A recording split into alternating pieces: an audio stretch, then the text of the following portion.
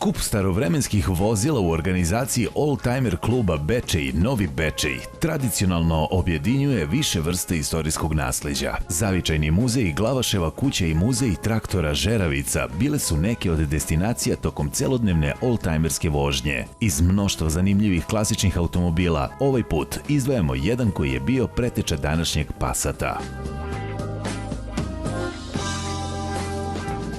60-ih godina prošlog veka kompanija VW pokušala je da proširi paletu modela na osnovu tehnologije dostupne unutar kuće. Izdanje Type 3 ili u nekim zemljama Volkswagen 1500-1600 rasprodato je u preko 2,5 miliona primeraka. Nije loše za pokušaj.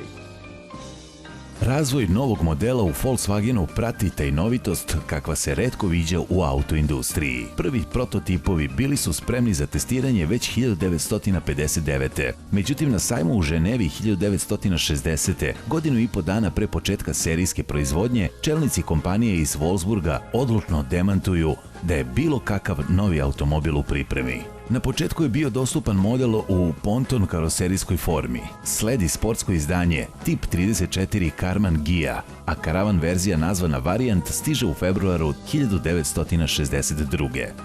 Konfiguracija školjke na klasičnoj šasiji preuzeta je sa popularne bube, kao i njen takozvani dugački blok motora od 1,2 litra. Uvođenjem cilindara prečnika 1,5 mm, zapremina je povećana do 1,5 litara. Smešten u boksu ispod poda prtljažnika, novi agregat stiče nadimak motor koferu.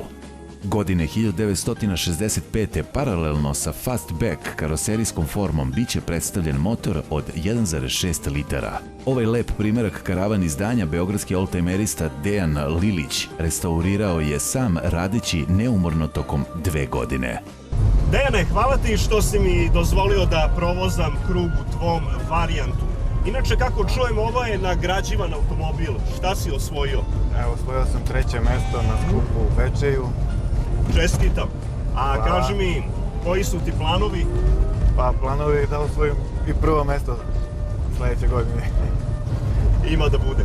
Spomenimo i neke podatke iz lične karte ovog automobila. Motor zapremine 1,5 litara, razvija 45 konjskih snaga, što omogućuje maksimalnu brzinu od 125 km/h.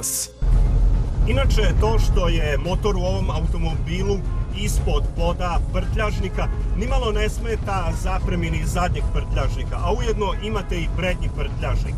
A samim tim što je prednji deo ovog automobila neopterećen, čini da vozite kao da imate servo volan. Tako je. Zaista, prtljažni prostor u ovom automobilu je velikodušan. I da zaključimo sa reklamnim sloganom koji je pratio ovaj model, svratite kod vašeg Volkswagen dilera da vam pokaže gde se nalazi motor.